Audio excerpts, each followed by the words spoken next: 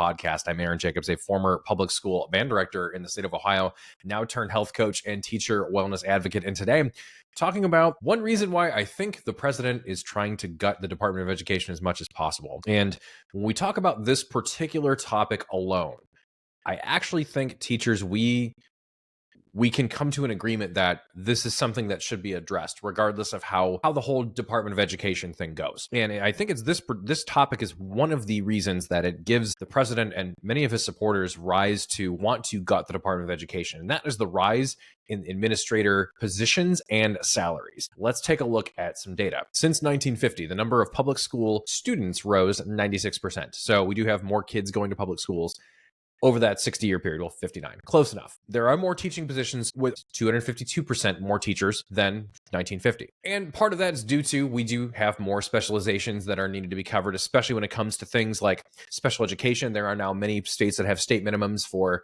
special education teachers, which I think is a good thing. That is something that we should have for sure. Because as we've discovered, more students have more special needs that need to be addressed and helped in order to get them on an equitable footing with their peers. But one example is I have, and I won't mention who, but I have a close family member that is very dyslexic. And when that family member of mine was growing up, they didn't even know what dyslexia was until that person was in college. And so they were having to go line by line with like note cards and like look at each line of text in a book, and the reading comprehension took a very long time. And so I have, when it comes to protecting students with disabilities, that is definitely something that is of concern to me as we look to gut the Department of Education, at least we as a country are, whether you agree with it or not. So by no means am I agreeing with everything being cut and resources taken away from kids that need it. But when it comes to administrator positions, there's been an increase of over 700% in administrative positions over that same time period. The Chicago Board of Education has 3,300 positions. Meanwhile, Japan, which arguably is a much better educated country in terms of how it takes care of its kids than America, they have fewer positions in their entire country's Department of Education than Chicago does for its Department of Education.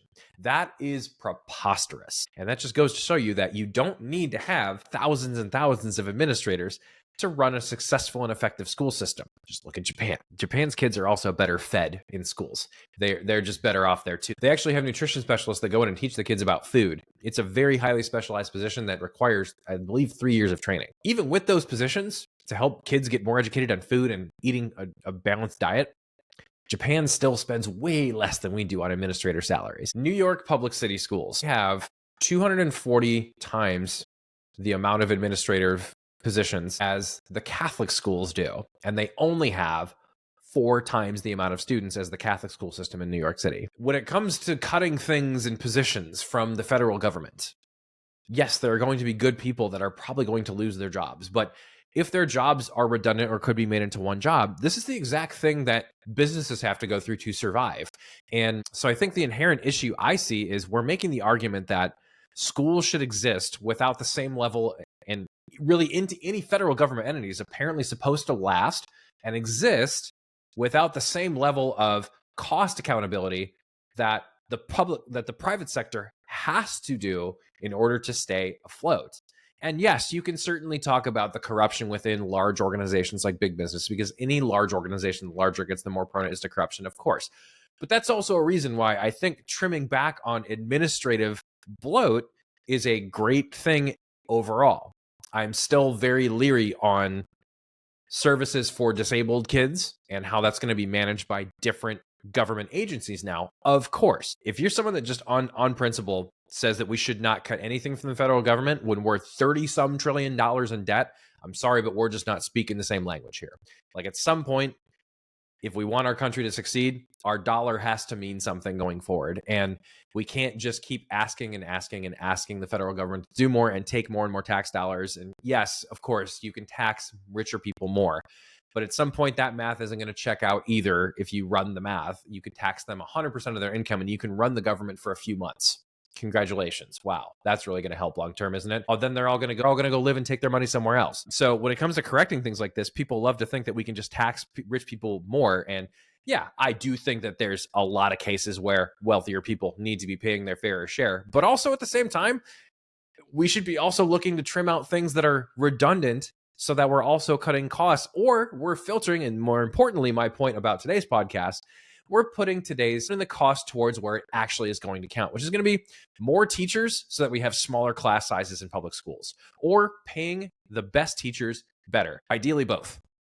And when you have the amount of oversight for all of the laws being passed, which, yes, a few of them are absolutely essential, like IDEA, things around 504 plans. But on top of that, as I've talked about in previous podcasts, the importance and focus on standardized testing also necessitates a ton of administrative costs on top of that. The average national teacher salary for last year, according to Education Week, was just under $72,000, which is actually pretty good. It's pretty respectable across the board. But obviously, that's very dependent on your local school district and cost of living in your area, and some people don't have it very good and they need to be paid more, and they are underpaid based on where they live and how much they work and their experience. School principals on average, according to Bureau of Labor Statistics, just over $103,000. But we do have some examples of like the Midland ISD superintendent making $325,000 and their school board cabinet members making over $170,000.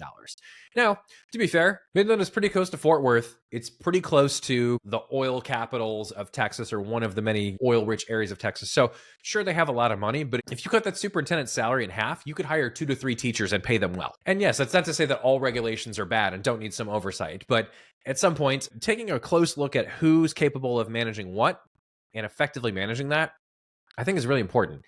And that's also to say, too, that unfortunately, schools are asked to do more and more these days, and it's all put on the teachers. And meanwhile, we're now hiring way more administrators than teachers, and yet more and more is put on the teachers to be mental health professionals and frontline workers on that front, to help kids with their nutrition, to like actually sometimes feed kids, to give them technology access, social emotional learning, trauma response. There's so much the teachers are asked to do now. And yes, we do have in some school districts some more support professionals, like having enough counselors, but in some cases we don't. And so the frontline people are where we need to give the most resources to right now, not this giant increase in 700% of administration positions. When you combine that with the higher salaries in administration, at the very least, can we not make the argument to take a look and see what's being wasteful and redundant in these positions now that it's been rising that much over the course of the last 60, now 75 years? So I can understand why some people are in favor of taking a close look at the federal government and cutting a bunch of stuff right now, because that's a lot of cost. And no, not everything in schools should be run like a business. Of course not. There's way more nuance to it than that. But when it comes to cutting costs, like, can we make the argument? And then for us as teachers, like when we ask for more funding, I think we're okay to do that when it comes to paying teachers more that are good, when it comes to asking for more teachers to be in the classroom to make class sizes smaller. Those are still things that should be advocated for, and I advocate for them. But where we get that money, to me, it's not just taxing the gajillionaires out of existence, because that's only going to last for so long before they move to another country or park their money somewhere or figure out some sort of loophole. You're never going to close every loophole on these people. It's just a waste. We've got to come to the table with something that's way more practical, and that's taking a look at where we're wasting money. And I frankly think we have just too many administrators in schools, whether that's curriculum specialists, principals, assistant principals. That being said, this is not hatred towards principals. I want to be clear about that. The points I'm making about taking a look at shrinking our bureaucracy in education to make it more teacher focused and to get more people actually in the classroom that are paid through public education instead of in a non-classroom student facing position, you would think that I might have had a bad experience with administrators, and that could not be further from the truth. In fact, the last year I was at my teaching job, not only did my head principal, but the HR director, who also happens to be the head football coach at the school district I taught at, both of them intervened when my mental health was probably at its worst. And I would say it'd be too dramatic to say that they saved my life, but I will say that they definitely intervened at a point where I needed a lot of help, and they showed me a ton of grace and understanding and wanted to make sure that I was going to be okay. And as a result, here I am still today talking on this podcast and probably pissing off a lot of teachers because I want to cut something from education. But again, no one wants to approach this topic with nuance. Just about all of the educational creators that I see, that I follow online, that are either teachers, former teachers, administrators, many of them are just very outright against cutting anything from public education at all. And I just don't think that argument's going to hold water when you're trying to come to the table and find a way to make public education its best. And to be fair, yes, you can be defensive around people that are so anti-public education that they just want to privatize everything and have charter schools. I'm against that too. But if we can't at least acknowledge that there's been a lot of wasteful spending in education in the non-student facing side of things over the last 60, 70 years, then I don't think we're going to have a very easy time trying to get the funding to go where we want it to, which is going to be into teachers' hands in many cases where they're still going to end up buying supplies for their kids that aren't covered in their budget because they just want to do the best for their kids, even if they have the funding to do so otherwise. They just want to do everything they can for the kids rather than going to creation of more administrative positions.